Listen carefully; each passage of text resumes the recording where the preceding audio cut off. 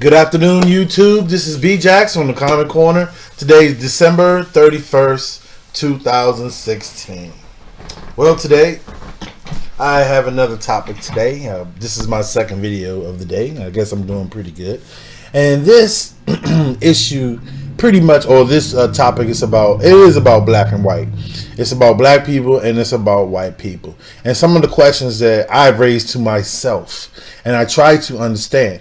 And these conversations I pretty much have to myself because most people just, they probably don't even think about this on the day-to-day basis. In America today, you see so much divide between black and white. I mean, you see so much goes down into basically, the black people are doing this, the white people are doing this. It's getting to the point where white people get reckless with the things that they say. You hear things like take our government back. You hear things like the black people are racist. You hear things like, a whole lot of stuff that you grew up thinking that white people are saying that we are now, or black people are now. So, there's a lot of things that's being thrown out there, I think, to confuse the masses, to confuse each other, to basically just us out there just nipping at crumbs and shit, okay? But here are some facts that I just want to share with the YouTube community or people that will happen to listen to my video. Okay, I pulled up some information off the Census Bureau site here, and I just want to share this with you. As of July 1st, 2016, the estimated population in the United States is basically 323,127,513 people. Okay, this was as of 2016 in July. Okay, I look up here and I have this information up here. If you're looking at the video, I kind of highlighted some things at the bottom here where it says race and Hispanic origin. Okay, white people alone, July, this is the latest census of July 2015. White people alone make up 77.1% of the people in America. If you look two spaces down, black or African American alone, percent, July 1st, 2015, 13.3%. And this is what kills me. It's 77% white people and 13% black people, okay? And I guess at this point you can say that and there are some other, I think, facts up here that you can see, but the rest of that total, let's see here, that 1, that 3, okay, that's 80. So I guess another 20% or another 10% is by other races or other ethnics, background. Okay, well, anyway, let's get to the point that I'm trying to say. The point that I'm trying to make is that why do you see so much drama about take our country back? We have to do this. It's their fault. The black people killed it. How does 13% of the people fuck up the economy in America? How does 13% of the people make any fucking laws in America? Once again, just think into this for a second. Black people don't sign shit. Black people don't propose shit. Black people don't sign no treaties. Black people don't sign no laws. Black people pretty much just live here. We fucking take up space and buy shit. That's what black people do. So when I continue to hear rhetoric and you hear people, black people and white people going back and forth, it shouldn't even be a fucking argument. Because they will have you believe that black people put Obama in office. If every black person, which makes up 17%, now I'm going to look down one space lower here, and it looks like it says, there's another part that says here in 2010, we only made up 12%. Okay, so in 2015, we make up 13.3%. And white people went from 72% to 77%. So once again, it just kills me, this unnecessary arguments and why are people marching, like black people marching and shit? You know what I'm saying? Like you really think 77% of these motherfuckers give a fuck about you? And I'm trying to understand why white people even talk about you. We'll talk about black people. Like, why are we even a conversation? As a 13% of people, we're always on fucking TV. They show our women and shows being less than women, looking like prostitutes. Today in America, you can't tell the difference between what a prostitute used to look like in the 80s and a regular woman today, what she has on her attire. And guess what? The feminists support that because she should be able to wear what she wants to wear. Ain't that something? She should be able to wear what she wants to wear, and I can't look at her ass because I'm a man. But that's another topic. I'm trying to stay on course here. So the point that I'm trying to make again is, what is the conversation about take our country back? Who in the hell are they taking it back from? 13%? If every black person voted for Obama, it still wouldn't be enough to get him in office. Why do we continue to play this charade game or play this game like black people did something or black people caused this or black people can't cause a goddamn thing because it's not enough of us. It's just not logical. The numbers don't lie. So all the problems that we have in America are problems created by white people. It's the same people that complain about the borders, that say, hey, with immigration, build a wall. Who is paying the Latino to come over the fence or come over the border to work here?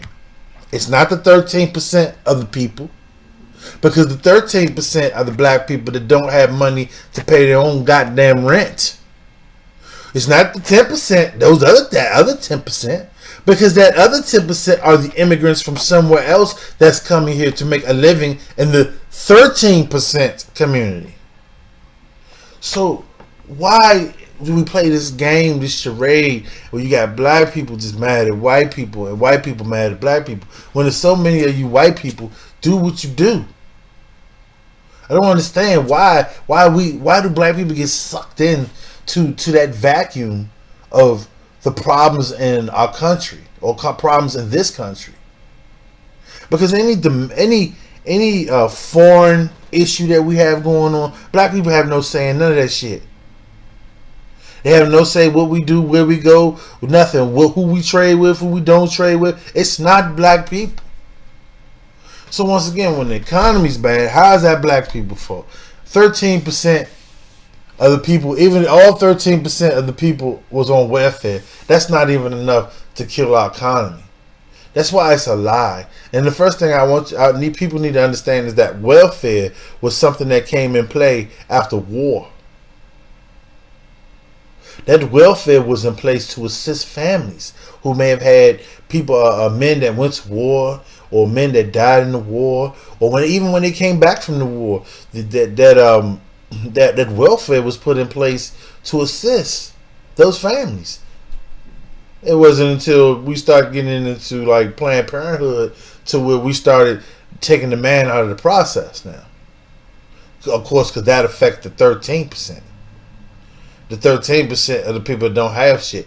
Now, I bet you if you took that 13% and you said, well, how many of the 13% are millionaires, it'd probably come out to 1 to 2, not even 1%. So why is this charade game going on as if like black people are empowered to make some type of change or something, and we don't have any fucking power? All we have is videos that's not ran by us.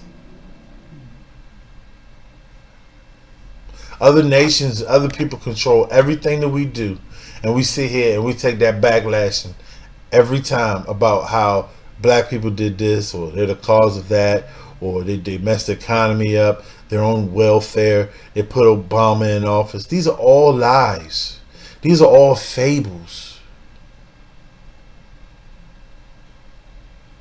And people that believe this, that black people have created some type of these problems in America and foreign, are the problem. They are, those people that believe that are the problem, and are the ones that are either stealing in America, stealing the money raping America, and they're playing a charade game with you every time.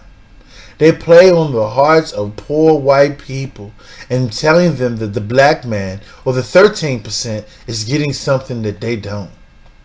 I've never seen such a bully.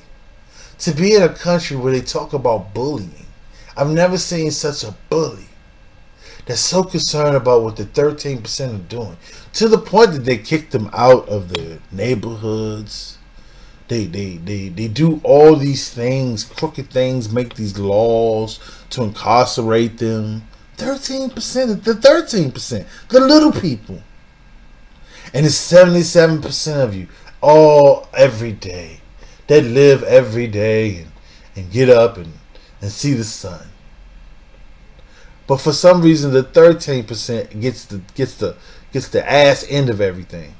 So I just wanted to bring that out, just a little bit of information, showing some numbers and showing that that whole race divide shit and that whole thing about this group do this and that group that. Black people are not involved in any of that process. Did you know you ain't even involved in the voting process? You really aren't. If you step back and didn't fucking vote, the election is gonna be as it is. So all the people that you see that vote Democrat, those are white people that put this man in office. This man was put in office for a reason, and was made to believe that black people are the backlash or the problems for all the things that he did. And he not even African American. His mother's white, his dad is African. That's not African American. An African American is a so-called African American, because that term is in question as well. But an African American is a descendant of a slave in this country. He didn't represent us. He represented something else. And it's so ironic. Oh, the gay laws passed.